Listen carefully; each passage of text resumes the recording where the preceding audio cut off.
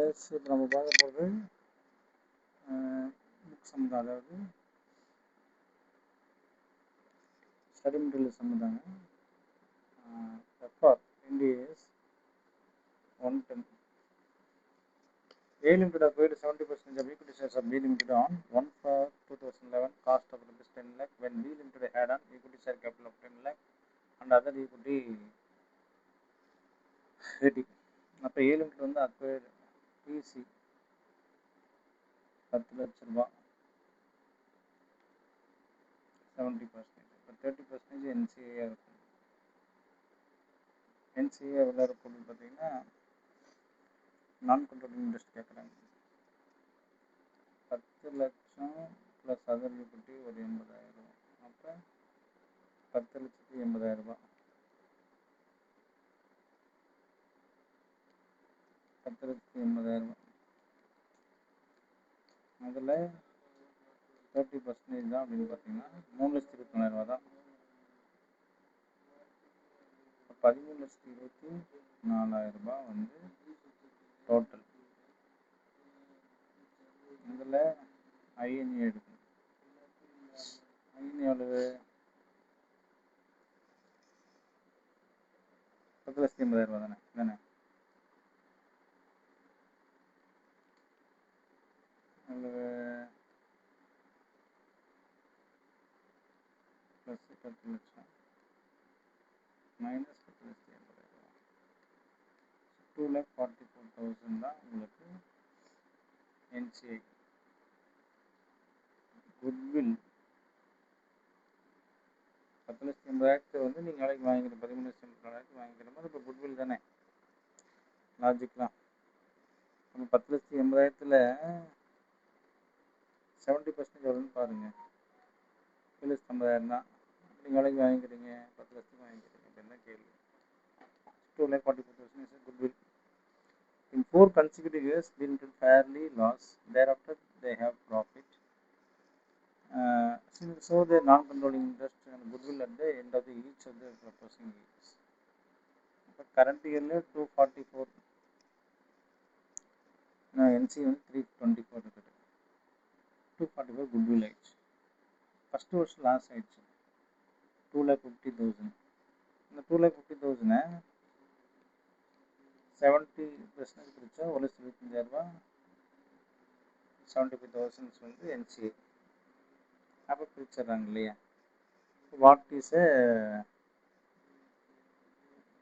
கேட்குறாங்க என்ன ஆகுது அப்படின்னு ஒவ்வொரு வருஷமும் சொல்லிட்டு வாங்கன்னு கேட்குறாங்க. அப்போ இந்த NCA போர்ஷனோட வந்து ஒவ்வொரு வருஷம் என்ன ஆகுதுன்னா 249 ஆகும். எப்படி 249 ஆச்சுன்னு பார்த்தீங்கன்னா 324 இருந்துச்சு இல்லவா NCA போர்ஷனு. திருப்பி இதில் வந்து 75 என்ன ஆயிடுச்சு, கழிஞ்சிருச்சு. லாஸ் ஆயிடுச்சு 75 கழிஞ்சிருச்சு. ஏன்னா ஃபஸ்ட் வருஷம் லாஸ் எவ்வளவு 2,50,000. 249 ஆயிடுச்சு ஃபஸ்ட்டு வருஷம் பிகாஸ் ஆஃப் தட் லாஸ். ஏன்னா 2,50,000 அடுத்து 4 லட்சம். அப்போ 4 லட்சத்தில் என்னாச்சு, 4 லட்சத்துக்கு 25% எவ்வளோங்க, 1 லட்சம் ரூபாயா. 4 லட்சத்தில் 30% 1,20,000. அப்போ 2,40,000 1,20,000 போயிடும். அப்போ 2,49,000 1,20,000 போயிடுச்சு. அப்போ திருப்பி எவ்வளோ தான் இருக்கும், 1,29,000 இருக்கும். அப்படியே 1,29,000 திருப்பி என்ன செய்யும், 1,50,000 போகும். அப்போ -21 போயிடும். அப்போ திருப்பியும் -36. அப்போ 57,000. திருப்பி தான் ப்ராஃபிட் வருது. திருப்பி ப்ராஃபிட் எப்போ வருது, 15,000 வரும். எப்போ அப்படின்னா இவங்க இந்த 50,000 சம்பாதிக்கும் போது 50,000 5 இந்த 5,000 வரும்போது 57 5 போய் 36 வந்து நிற்கும். அப்போ 57 இருக்குது இல்லைங்களா. 57 15 போயிடுச்சுன்னா 57 15 போயிடுச்சுன்னா 40 லாஸ் இருக்கும். திருப்பி அடுத்த தடவை ப்ராஃபிட் வரும்போது அதையும் கழிஞ்சு போகும். 12,000 கழியும் 30,000 நிற்கும். அதுக்கப்புறம் திருப்பி ப்ராஃபிட் வந்துடும் 45,000. 12,000 நிற்கும். 45 12,000 நிற்கும் இல்லையா. அப்போ 21 57 57 57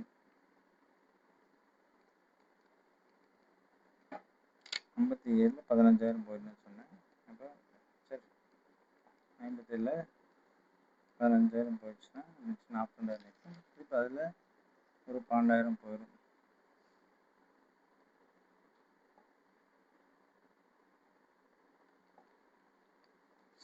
முப்பதாயிரம் நிற்கும். கடைசி எவ்வளோ வந்துச்சு ப்ராஃபிட்டு? 1,50,000 வந்துச்சு. அப்போ 1,50,000த்தில் 30% போட்டிங்கன்னா 45,000 ப்ராஃபிட். சரி 45,000 மைனஸ் 12,000 கிட்ட 33,000. அதான் சொல்லியிருக்கேன் 33,000. அதே தான் குட்வில்லும். குட்வில் கடைசியாக பார்த்து 0 24 குட்வில்லே இருக்காது. அப்போ இந்த கான்செப்ட் பார்த்தா என்சியோட வேல்யூ இருக்கும். இது ரொம்ப ஈஸி. நீங்கள் போட்டு பார்த்தா will get an answer. Thank you. ஏங்க சார் இந்த குட்வில் ஒன்று சொல்லியிருக்கீங்க. இந்த குட்வில் எங்கே வரவே இல்லைன்னா குட்வில் வந்து 244 அப்படியே தான் இருக்கும். இந்த பேரண்ட்ஸ் இதை மட்டும் தான் மாறிட்டு இருக்கும். மற்றபடி ஒவ்வொரு பாயிண்ட்லையும் நம்ம பார்த்துக்க வேண்டியதான்.